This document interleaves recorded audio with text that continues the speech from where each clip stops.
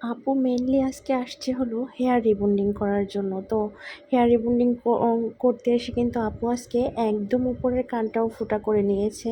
আর মাঝখানে যে দুইটা ছিদ্র কানের, এই দুইটাও কিন্তু আমার হাতেই ফোঁটা করা। একদম নিচেরটা আমার হাতে করা না, মেবি এটা অনেক ছোটোবেলায় সবাই করে।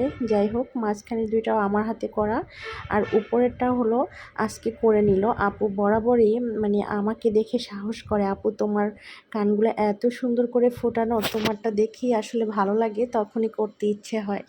যাই হোক, আপু একটু ভয়ও পাইতেছিল, একদম উপরে তো একদমই হাড্ডি থাকে, তো ওইখানটায় ফোঁটা করা একটু রিস্কি হয়ে যায়। তো আমি আসলে সবসময়ই একদম খুব যত্ন সহকারে কান ফোঁটা করে দেই। তো সেম আজকেও সুন্দরভাবে আপুর কান দুইটা ফোঁটা করে দিলাম। আর আপু একটা লক্ষ্মী কাস্টমার, আমার রেগুলার কাস্টমার। আপু আমাকে খুবই বেশি ভালোবাসে।